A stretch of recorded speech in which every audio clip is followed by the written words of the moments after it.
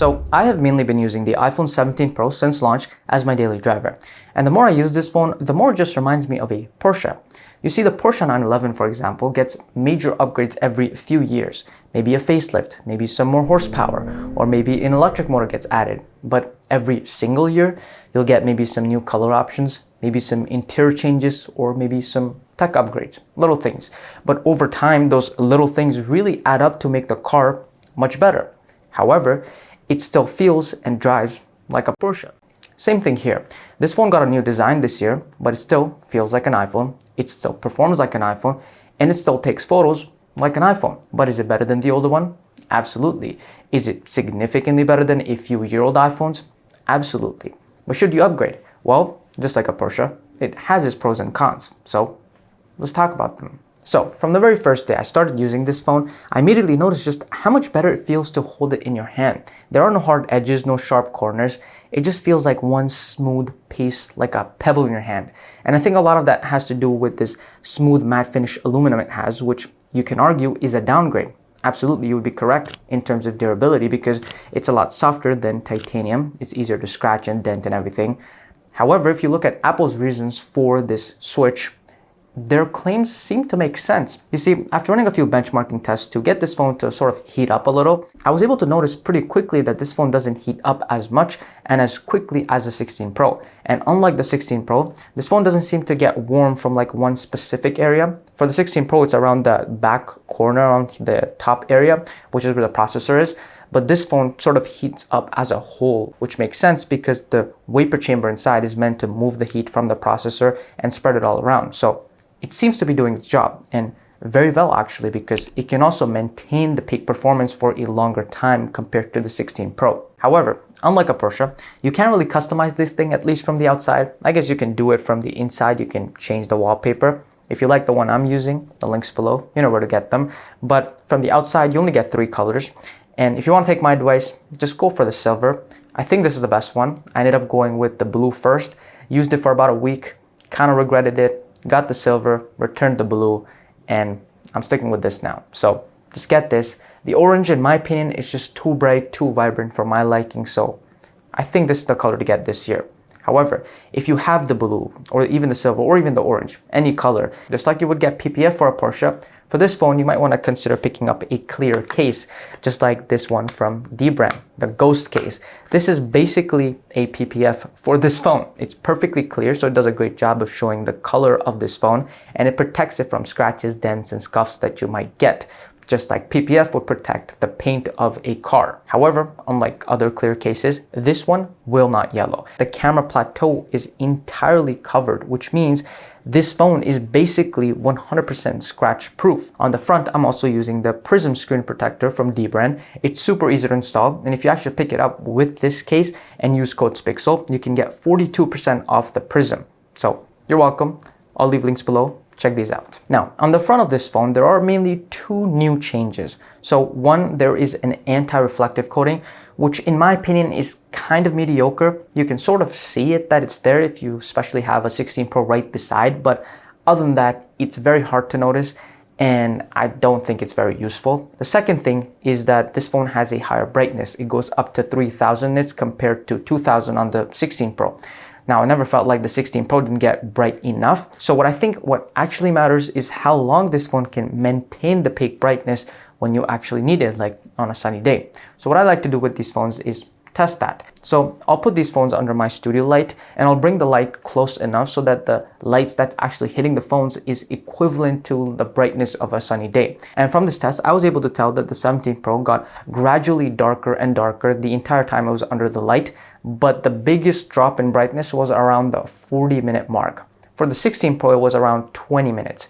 So it definitely seems a little better. However, this wasn't like a perfect test, but it should give you a really good idea what you can expect from this phone on a real sunny day. Now, deep inside the accessibility settings, there's this setting that you can turn on, which basically changes the way this phone makes the screen darker. It's called PWM flickering. And if you are someone who's sensitive to PWM flickering, it will make it a lot easier, potentially a lot easier for you to use this phone, a lot comfortable. In terms of performance, if this was a car or a Porsche, then I would say 90% of the people watching right now would use this for city driving, highway driving.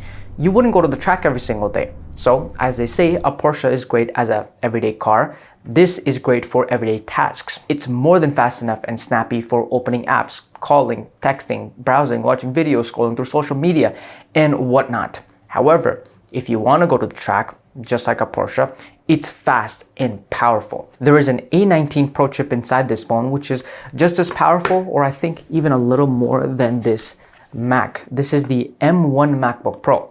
This phone has basically the same performance as this. This is serious power right here. So if you're gonna play games or edit videos on this thing is gonna fly through all of that, no problem. And it is faster and a little bit more powerful than the 16 Pro. But if you're actually thinking about getting this phone for gaming specifically, then I might not recommend you get this one because I feel like the screen could be a little small. So I would say get the 17 Pro Max instead. It also has a bigger battery, so it'll just be a better gaming experience overall. Speaking of the battery, this phone has a 4,252 milliamp hour battery inside, which is one of the biggest, if not the biggest upgrade this year. For example, I can comfortably get 5 hours of screen on time and still have 30, 40, 50, sometimes more percent battery remaining at the end of the day.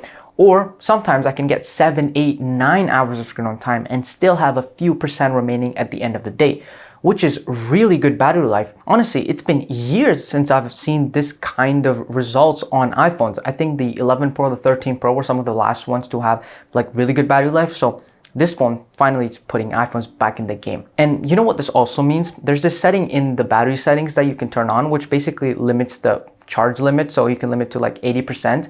Now in the past, I don't think this was something you would actually use because you never really had too much battery to work with in the first place, so you couldn't really limit it even more.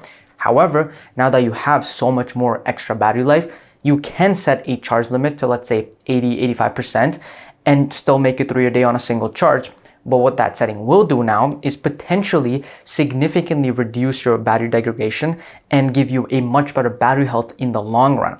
So if you keep your phone for a few years, like 3, 4, 5 years, this might be something you might want to actually use. But this is the eSIM only model. If you're in a country where they ship the ones with the SIM card, then you'll get a slightly smaller battery because the SIM card takes up a little bit of space, but it still has a bigger battery than the 16 Pro, but just something to know. Now this phone also charges faster than the 16 Pro. You can get around 50% of charge in around 20 minutes versus 50% in 30 minutes on the 16 Pro. The second biggest upgrade here, I think, is on the selfie camera.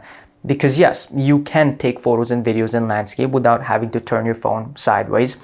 However, I think what's more important is the fact that the sensor is much bigger. It can capture more light, more detail, and it just gives you better results overall. The photo quality has actually been improved from the last iPhone. But personally, I care about the cameras on the back a lot more. This is what I actually use most of the times. So here you are getting a very similar setup to the 16 Pro, but it is still different. The main camera is a 48 megapixel and 24mm equivalent lens, and it takes great photos and videos in different lighting conditions, whether it's daylight or low light. It captures a ton of detail, it looks sharp, the dynamic range is good, the colors look accurate most of the times, but it still looks like an iPhone. The way it handles skin tones and other colors, and the way it just likes to sort of raise shadows and make everything a little bit bright. However, if you compare this to something like a 13 Pro from a few years ago, then you can really see it is a lot better now. One thing I really like to do on the main camera is use the 1.2x or 1.5x, where you can just tap the 1x button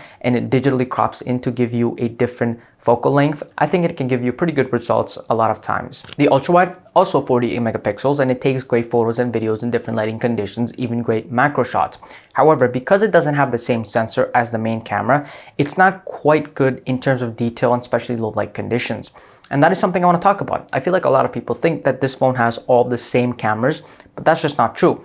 They may be the same in terms of megapixel count, all are 48 megapixels, yes, but they have different sensors, which is arguably the most important thing in any camera. The main camera has the biggest and the best sensor. It's almost 4 times bigger, which means it captures the most light, the most detail. So if you want to get the best results from this phone, you want to use the main camera as much as possible. So yes, the telephoto, also 48 megapixels, and it also takes good photos and videos. But one thing I've noticed with iPhones in general for the past couple of years is that if the lighting conditions even slightly bad, like even a little bit low light conditions, the phone will automatically just ignore the telephoto camera, switch to the main camera, crop in and give you the result that you're trying to get. Now, sometimes you will actually get better results because the main camera is good for low light, but it will almost never give you better results in terms of detail because it's digitally zooming in, which can never be as good as optically zooming in, which is why the third camera is there.